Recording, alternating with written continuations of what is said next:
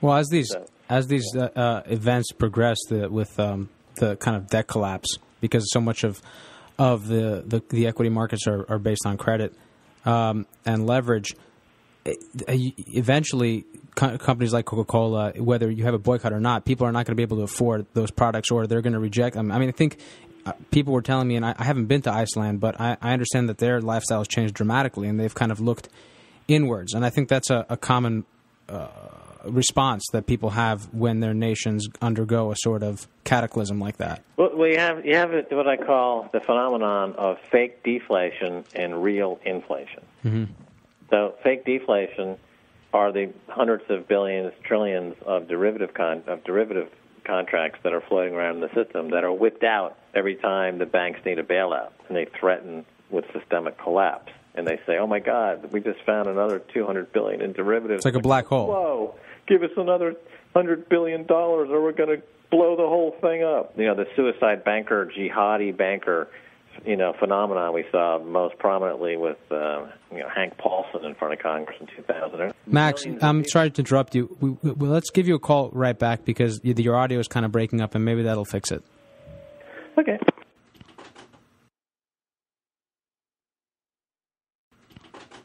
Hey, Max. Hey, so before I forget, Troy James over there at Catalyst X Media in Canada, who made these silver Keisers? Yeah. They just got delivery of the new ones, and the new ones have embedded in the coin Ron Paul 2012, but spelled backwards because it's completely unauthorized, and the Ron Paul people did not authorize the use of his name in this way. But so we have it on backwards. So it says Ron Paul 2012. That's it. So you can actually do that? You can put it on backwards and it's all good? Well, it's the next phase of the silver phenomenon. So we get 100 million Ron Paul supporters to start buying these and start buying silver as part of the transition from fiat currency. It also says on the front of the coin, fiat money sucks. Got my picture on it. I mean, I can send you I'll send you the photo. I just got the photo. Please do. Please do. You can just make out the.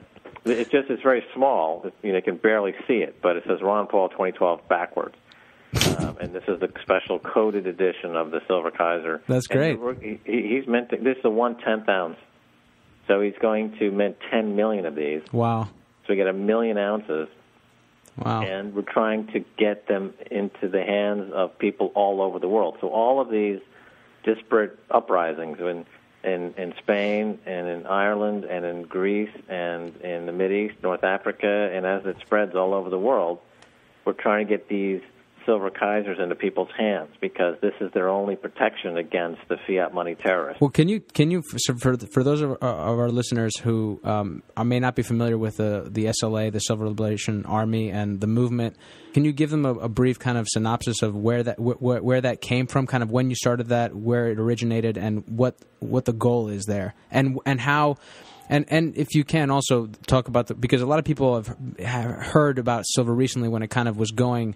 I don't want to use the word liberally, but almost parabolic. It had kind of shot up, and what happened with the CME, with the margin requirements, and a lot of the news that came out. Can you give people a brief synopsis on that? Yeah. Well, we started buying gold and silver in 2002. When we've been doing our podcasts since 2002, and at that time we were putting out the message that. What I saw after 2001, after 9/11, when I saw Greenspan take interest rates down to near zero. Was it Greenspan or Bernanke? Both. Yeah.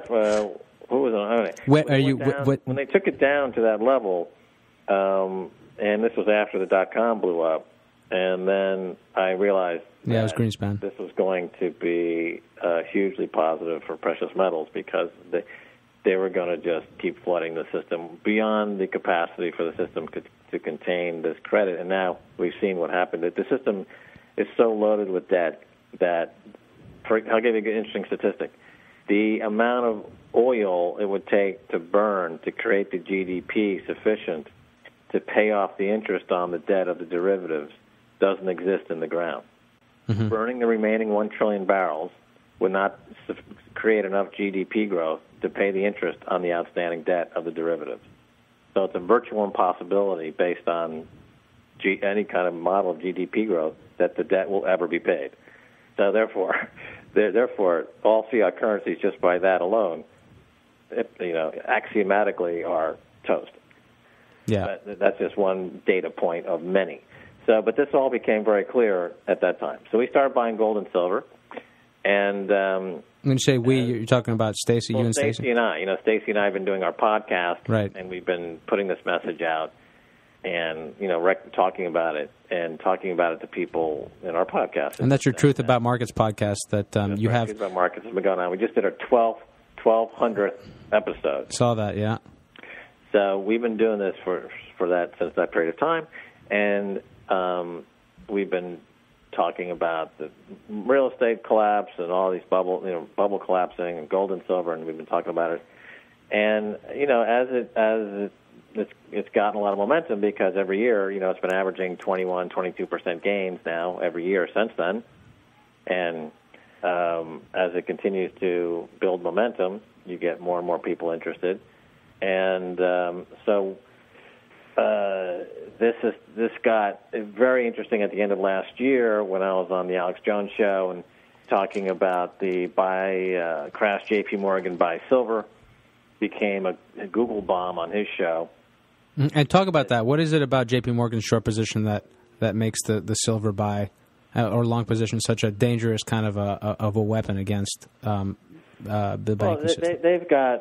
We know that the bullion banks and Wall Street have a completely antagonistic relationship with precious metals because it's a direct competitor with fiat money. We know this, and there's stuff that's come out about the COMEX in London specifically, right? Adrian Douglas, I think, was right. So he mentioned specifically that they're leveraged 100 to 1 on their silver.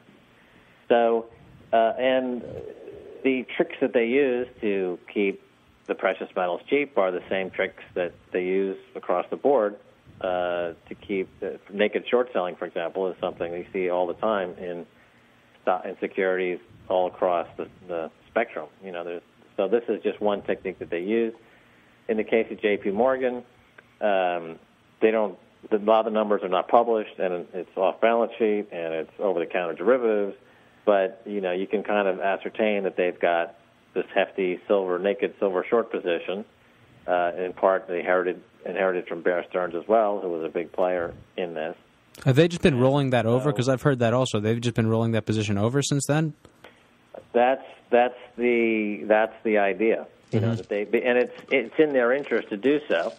And the numbers, because silver is so tiny, this is what's interesting to me as a former stockbroker, is that the silver supply is so tiny. There's not a lot of it around. Mm-hmm.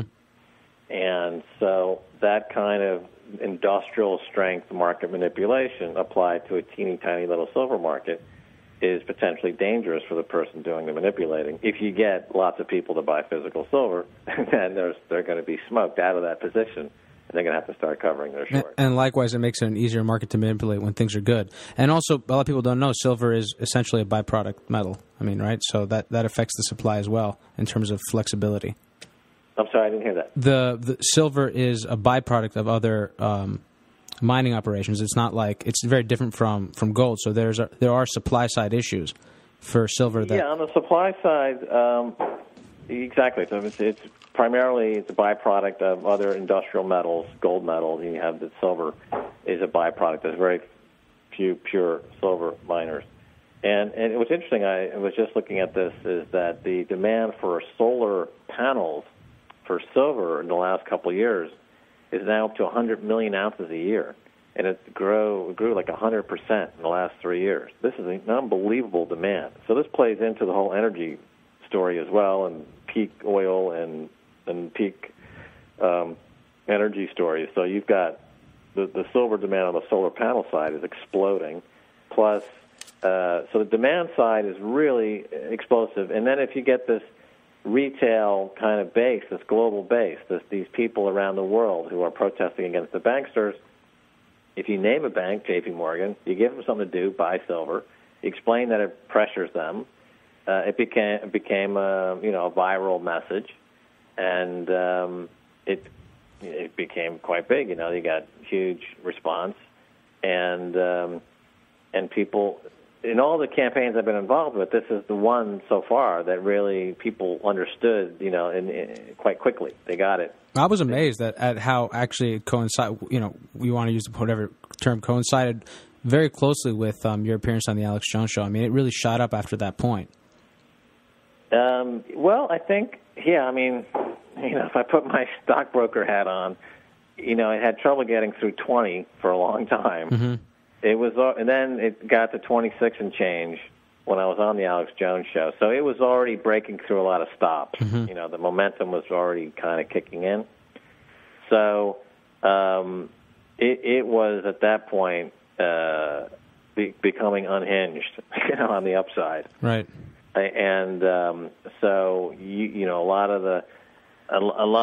of folks, you know, got involved there and started to accumulate. And the price action has been, you know, quite exciting. You know, it was underperforming relative to gold for a long time. It's been underperforming relative to stocks and bonds for 20 years. So it was due to regain some normalization in terms of its price parity to these other assets and relative to gold, et cetera. And you've been very clear about when you talk about silver and gold, you're not talking about speculating for, you know, the ups and downs using derivatives, contracts, options, futures. You're in it, and you and your listeners and your audience are in it for the long haul. You recommend getting into physical gold and silver and holding that because it's part of a longer term bull market. Yeah, we've got anyone who's been following us for the past 8 years. We're sitting on 300%, 400%, 500% gains. Mm-hmm. And so at 20, 30, or 35% move is meaningless. Right. And the objective is, you know, it despite all the volatility, it was up 20. It's been averaging 20, 21% gains for 8 or 9 years, and this year it's up 16%. So yeah, no, it's remarkable. It's on track to have another. It's in a bull market. I mean, that's what bull markets look like. Yeah, and all these these adjustments that happen with the margin requirements, all they do is shake out people who are not as firm buyers or holders of the metal, and it just gives a greater opportunity for other people to get in. Doesn't mean that it can't drop further. It's perfectly possible, but it is a long-term bull market. Now, I want to take another quick break, Max, and when we come back, I want to touch back again on the inflation-deflation debate, because we've had a number of people on this show, including Peter Schiff and Mitch Shedlock, that you've interviewed before, and they have differing views, obviously, and I want to get your take on that. Okay, this is the debate of the century. We'll be right back.